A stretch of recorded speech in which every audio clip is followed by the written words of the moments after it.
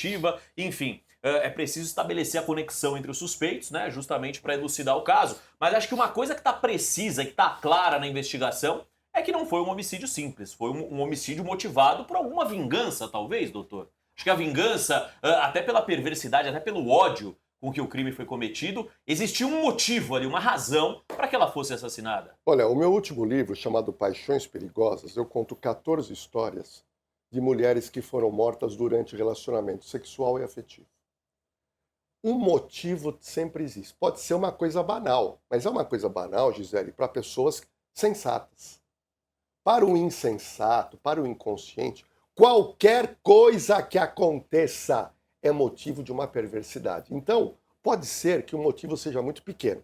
Só que nós precisamos aprofundar o assunto, Bruno, para chegar a esse crime. E para que eu possa aprofundar esse assunto, eu tive que fazer uma investigação particular sobre a Vitória. Quem é Vitória? Porque nós precisamos saber da menina. Quem que é essa menina? E olha o que eu e a minha equipe lá Na Cena do Crime nós descobrimos. Vitória é uma menina de 17 anos, ou seja, uma adolescente para se tornar mulher. Muito humilde, mora num lugar realmente de uma vulnerabilidade tremenda. São uma família muito pobre. Mas ela trabalhadeira. Trabalha desde garota. Para quê? Para ela ter o dinheirinho dela e ajudar um pouco em casa. Ok. Ela é frequentadora de uma igreja grande. Ela frequenta. Lá na igreja tem um grupo, que é um grupo de jovens, ela canta. Até aí, ótimo. Uhum. Só que olha o que eu descobri. Por algum motivo ela teria se afastado da igreja. Do nada. Do nada. Se afastou da igreja. A gente sabe que as pessoas que frequentam a igreja gostam e frequentam e vão, têm fé. Mas por que ela teria se afastado da igreja? Por que ela teria parado de frequentar essa igreja? Bom, aí ela continua trabalhando. Um trabalho noturno e pesado, porque não é brincadeira uma moça voltar naquele horário, 11h30, pegar 2 ônibus e chegar em casa. Aliás, foi um dia incomum, né? Porque o praxe da rotina dela era o pai buscá-la no shopping. Esse sempre foi o itinerário dela. Por uma fatalidade, aí começa a entrar naquele campo da coincidência demais. Por uma fatalidade, no dia em que ela é assassinada, o pai não pôde buscá-la porque o carro teria quebrado. O carro quebrou. Bom, quando o carro quebra, daqui a pouco eu vou entrar nesse assunto. Quando eu gravei o episódio Na Cena do Crime sábado, que eu postei que tá bombando, eu digo o seguinte, o carro quebrou. E ele realmente buscava a filha no segundo ponto de ônibus porque ele tinha medo. Só que nós estamos com uma série de teorias da conspiração. Uma delas é que esse grupo querendo matar a menina teria quebrado o carro para ele não poder utilizar. Outra coisa, desceram o pau no pai dela dizendo, mas se quebrou o carro, fosse a pé pegar sua filha. Espera um pouquinho, ele tem sérios problemas de locomoção. Ele anda com 2 muletas. Ele não poderia ir a pé buscar a filha. Ele não tem condição física de se locomover. Então isso é um fato. Só que ele, como pai, os delegados têm que conversar com quem? Com o pai e a mãe, para saber se a filha tem algum tipo de desafeto. Só que o delegado descobre... Então vamos lá. Ela se afasta da igreja.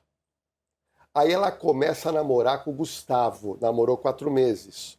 Só que além do Gustavo, tinha um ficante. Quem é esse ficante? Ficante, ninguém sabe o nome ainda. Não foi revelado. Depois que ela terminou, ela começou a ficar ou era ao mesmo tempo? Parece que era ao mesmo tempo. Uhum. Esse ficante sumiu. A polícia sabe quem é. Uhum. Ninguém está falando do ficante. O ficante sumiu. O Gustavo ficou e foi na delegacia. Ele não fugiu. Ele foi na delegacia e falou, olha, eu não tenho nada a ver com isso, hein? Bom, então, olha o emaranhado de coisas em cima disso. Só que Vitória, semanas antes, quis ir embora da casa. Ele quis ir embora da casa dos pais. Fez a mala para ir embora. Ela ia para onde? Ela ia para a casa de uma irmã. Não me pergunte o motivo, se ela brigou com o pai ou se ela queria ir simplesmente por causa de ficar na casa da irmã. Não sei o motivo. Mas isso aconteceu. Ela fez a mala, depois lá conversou e ela desistiu e ela fica na casa dos pais. O que a gente pode observar? Uma pessoa que está na igreja, realmente, ela dificilmente vai ter relacionamento, vai ter ficante. Né? Mas ela tinha se deslocado um pouco da igreja e ela teve relacionamento com duas pessoas jovens. E aí eu quero trazer a minha experiência como delegado de polícia, eu posso dizer, eu tive vários casos nas minhas mãos de mulheres que foram mortas, e homens também, por causa de bobagem, por causa de uma frase mal colocada, por causa de uma mensagem no WhatsApp ou uma mensagem na internet, e aí gerou uma raiva, uma vingança, e essa pessoa foi morta. Isso está me parecendo. E aí eu tenho que lembrar do caso Bruno. O caso Bruno teve o quê? Um caso com Elisa Samúdio, ela ficou grávida. Por causa de uma gravidez, ele queria resolver um problema. Só que quem que resolvia os problemas dele? Macarrão e um bando de malandros que tinham ao lado dele. E como é que um malandro, como é que bandido resolve o problema? Violência. Então a gente percebe que todo mundo ali é enrolado. São pessoas que alguns têm passagem pela polícia, um foge. Então esse grande quebra-cabeça, e eu trouxe aqui a dona Edna, olha que loucura, a dona Edna, que aparece morta 2 dias antes, e depois o encontro agora da Vitória. Mas eu entendo que a polícia prende um suspeito, que é o tal de Michael. Dono do carro. Dono do Corolla velho, Corolla prata. Este Corolla foi emprestado para alguém andar no dia do crime. Quem seria? O ex-namorado mais uma pessoa. O Gustavo. O Gustavo e mais uma pessoa. A polícia alega que tem testemunhas que viram isso.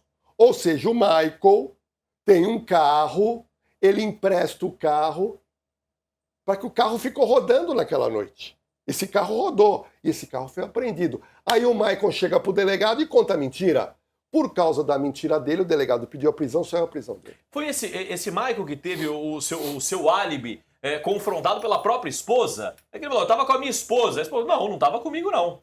Foi esse rapaz que apresentou um álibi que até a esposa desmentiu o álibi dele. Não, ele mentiu e esqueceu de combinar com a esposa. Pois é, exatamente. E digo mais, além disso, o nome dele começou a circular. Porque o carro dele, apesar de velho, para aquela região é um carro mais sofisticado.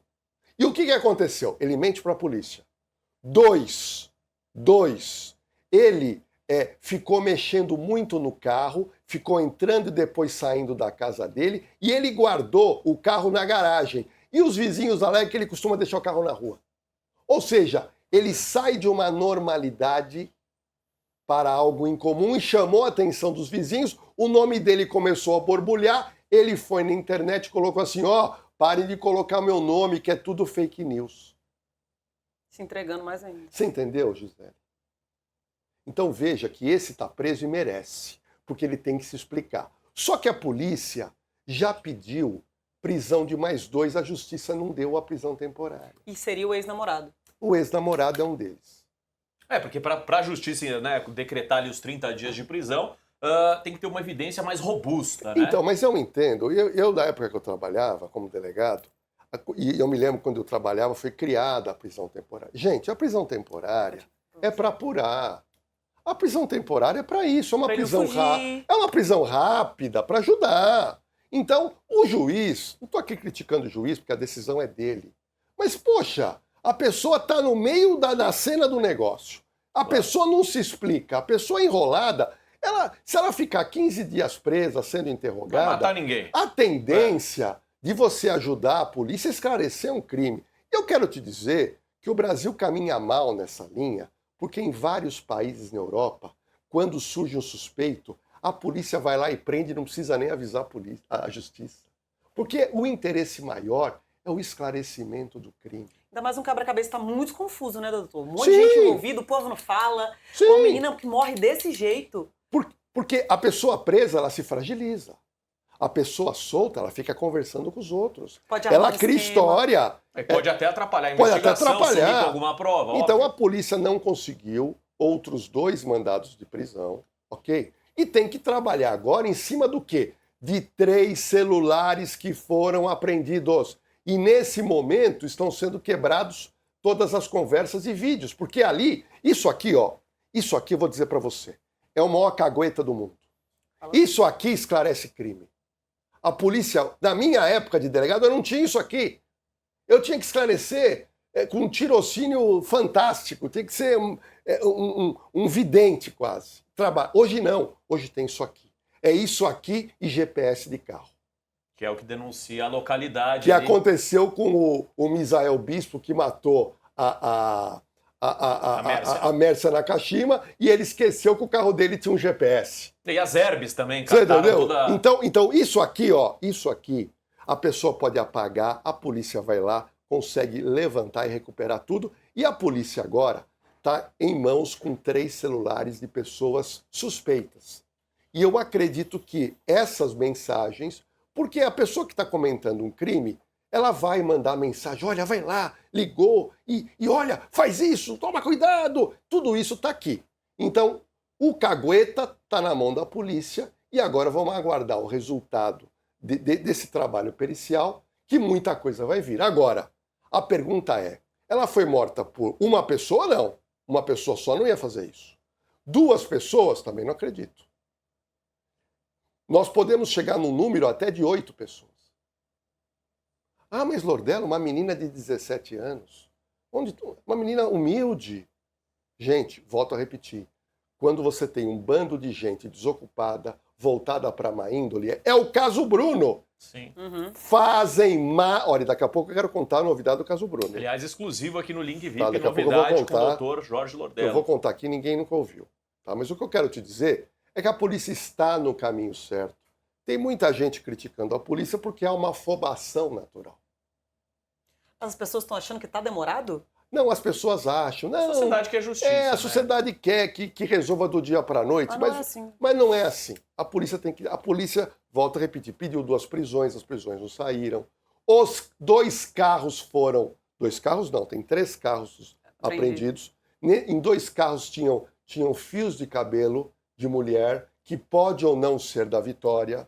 Aí tem que ir pra perícia, espera uns dias ainda, né? Agora, nesse final de semana, por incrível que pareça, próximo ao local do corpo aonde foi encontrado os restos mortais de Vitória, foi encontrado enterrado os cabelos de Vitória e foi encontrado também roupas femininas. Então, cabelos que seriam de Vitória e a roupa de Vitória. E aí a pergunta que vem, mas a polícia esteve lá, por que não achou isso no dia? Eu acho que é por causa do cheiro. Porque ninguém consegue ficar muito no lugar se acaba não vasculhando. Outro detalhe que eu levantei, e é verdade, vou contar para vocês aqui em primeira mão. Além de todo esse processo de tortura, as 2 mãos dela, Gisele, estavam envoltas num plástico. Para que ela não pudesse se defender? Arranhar. 2 coisas. Uma é impedir impressão digital. E a outra, uma pessoa que está sendo torturada, abusada, a mulher, é óbvio, ela vai fazer isso. E se ela fizer isso, a unha dela vai pegar material genético do agressor. E o médico legista tem como protocolo, nesses casos, verificar as unhas, coletar o material genético e aí fala para o delegado, olha, eu capturei aqui pedaços de pele, alguns detalhes. Se você tiver algum suspeito, a gente pode fazer o confronto de DNA. Mas, veja bem que ponto nós chegamos. Eles chegaram a colocar plástico na mão dessa menina